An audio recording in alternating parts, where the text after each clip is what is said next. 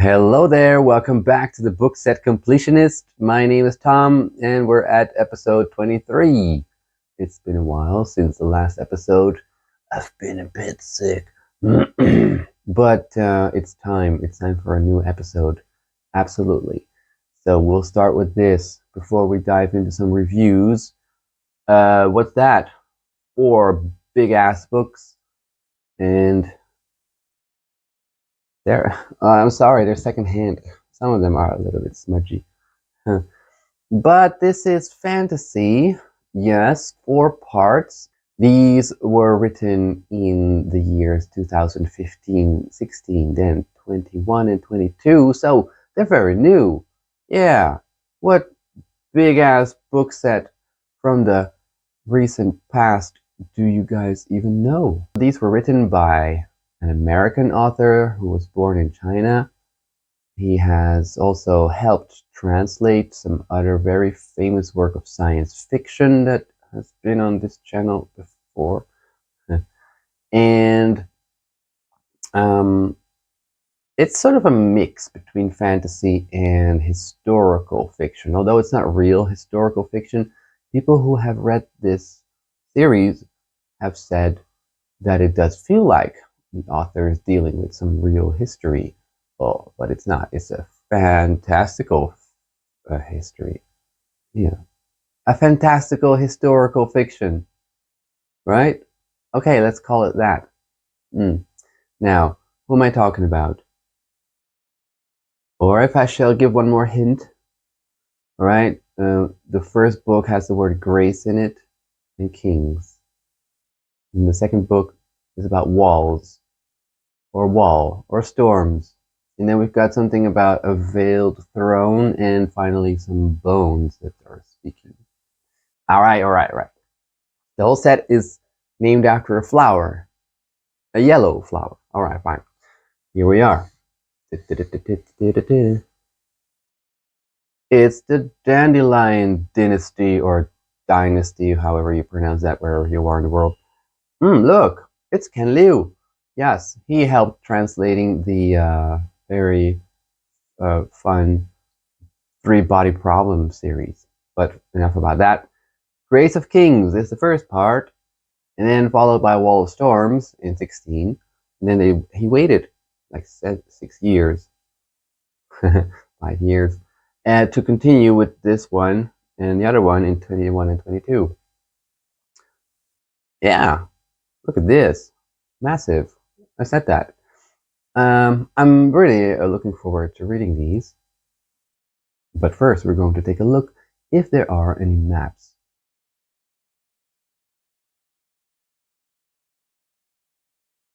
Oh, Meg. Bye. Nah, move, please. Move. Oh, Meg. Oh, Meg. No, don't sleep.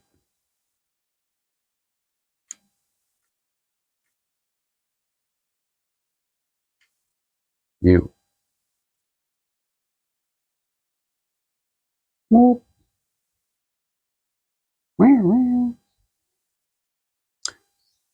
Okay, let's take a closer look at the books. Part 1, The Grace of Kings. Alright.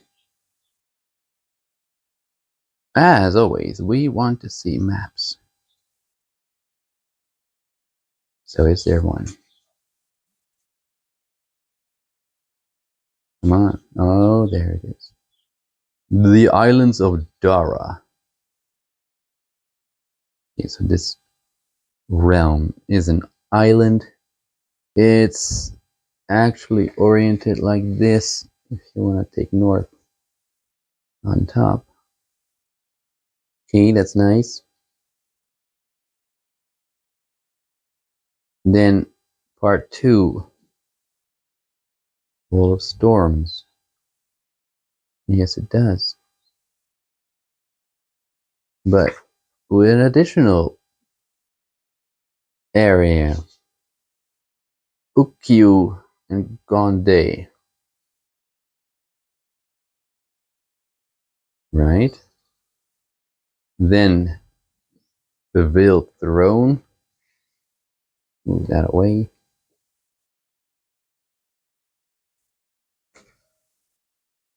The same maps, but maybe a bit more beautiful and bigger. Alright. And finally, Speaking Bones. It's a great cover. And there are the maps. Again. Okay. So these are hefty tomes. Over 1,000 pages.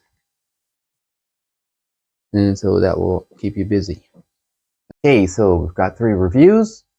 The first one is the most recent one, Steven Erikson's The Devil Delivered and Other Tales. And these stories were written in 2005, but the book was published in 2012. In this book, there are 3 stories. The first one is called The Devil Delivered. That is a science fiction story, or rather speculative fiction. It's not really about aliens or time travel. It's rather a more post-apocalyptic tale. What is it about? It's about a world that has been ravaged by nuclear wars. Some areas have been wiped off of the map. And this story takes place in North America. It seems that the people who live in these areas are developing mutations. The more advanced parts of society have hidden themselves in domed cities, trying to get away from radiation. But birth rates are low anyway, and slowly but surely the human race is going extinct. But the people who live outside of these domed cities, descendants of Native American tribes, they, like I said, have developed some mutations that make them more suitable for survival in these harsh conditions. Government agencies are trying to reach out to these communities, trying to convince them to share their secret, or even persuade them to let them be dissected in a lab and try to figure out what it is about their physiology that makes them more resilient to all these terrible things that are in the atmosphere. Yeah. We've got a sort of main character who's traveling into these Native American territories, meeting with leaders, he's also sort of a representative of the New World Government, called the NUN, the New United Nations. But yeah, there's clearly a tone of criticism towards the colonization. Well, it's not really, it's more like it is. That happened a long time ago, especially in this book, but the English, when they arrived in North America, they had a less than friendly confrontation with the native people there. And, we know what happened. And the author is trying to remind us of that, lest we forget. So there's a theme. Okay, so it's an interesting story. We see some technology. It's nice. Post-apocalyptic stuff is always, I think it's interesting. I think you can then stop reading, because the other 2 stories are weird and not really appealing. One is about just random people in a city meeting each other through different courses of action, and one of them is an octopus. Okay, and the other one is a little boy who is very imaginative and imagines his grandmother can walk through oceans and fight with aliens. Not really aliens, monsters. So, no. Just stick with the first one, and actually I don't know, man. Steven Erikson, look, the nice cover. Okay, read that if you can find it. Don't buy it new, I don't think it's worth it, but there. We're moving back into the past to the year 1979 when this was published, Death of Grass by Mr. John Christopher. Unfortunately, this specific copy is an abridged version meant for, I think, middle school kids, although the topic content is not really for them. The writing style is very simplistic, and I'm not sure if that's really how Mr. Christopher wrote it. whatever.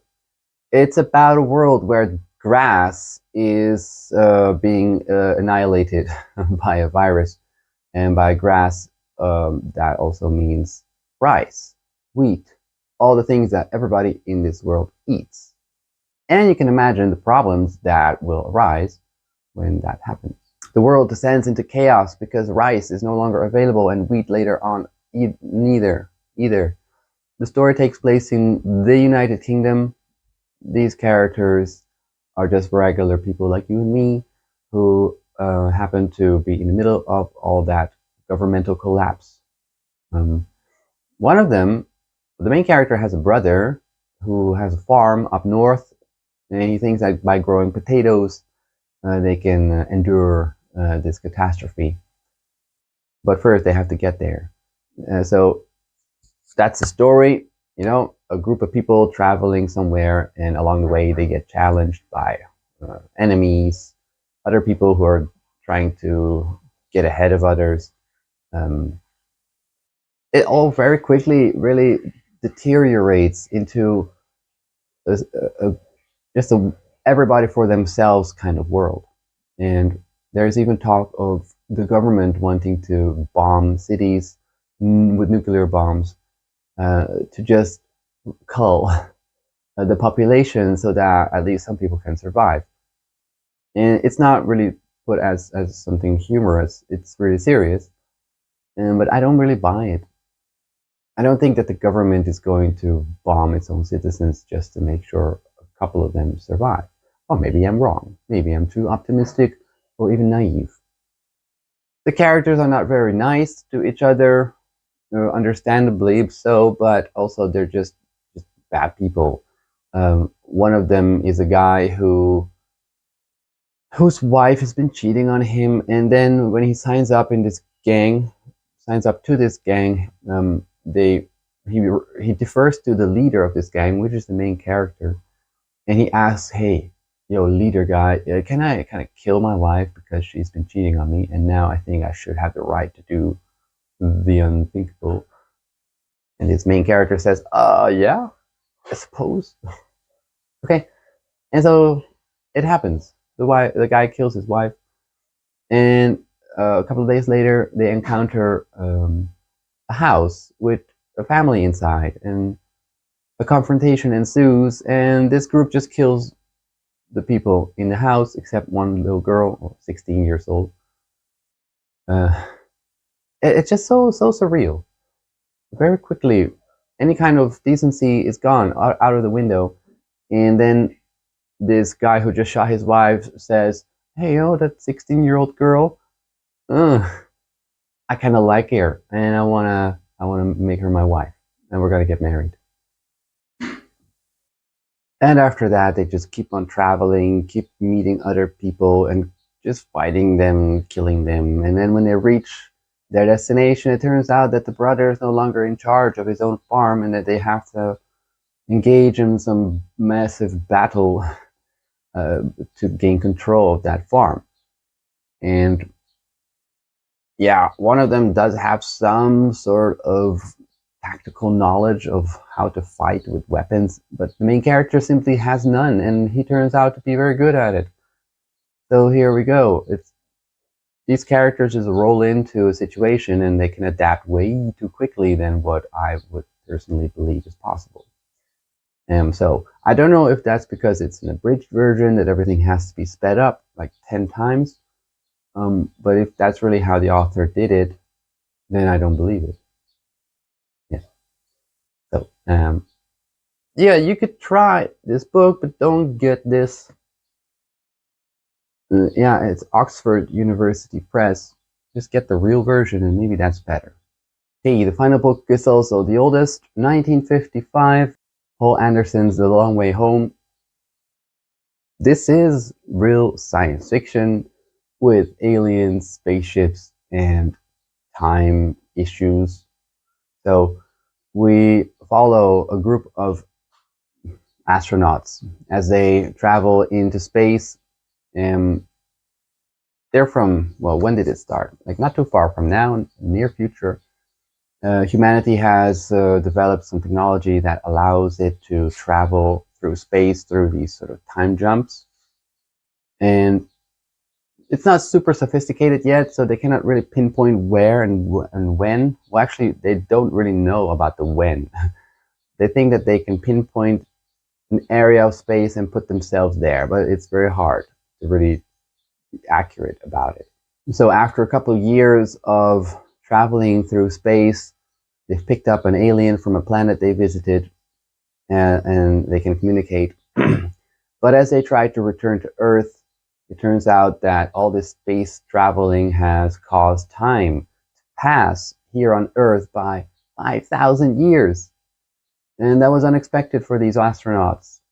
And as they try to land on Earth, they are intercepted by, no, they're not aliens, they're Earth. It's Earth, people, humanity has progressed, has evolved 5,000 years, and has turned into a sort of uniform.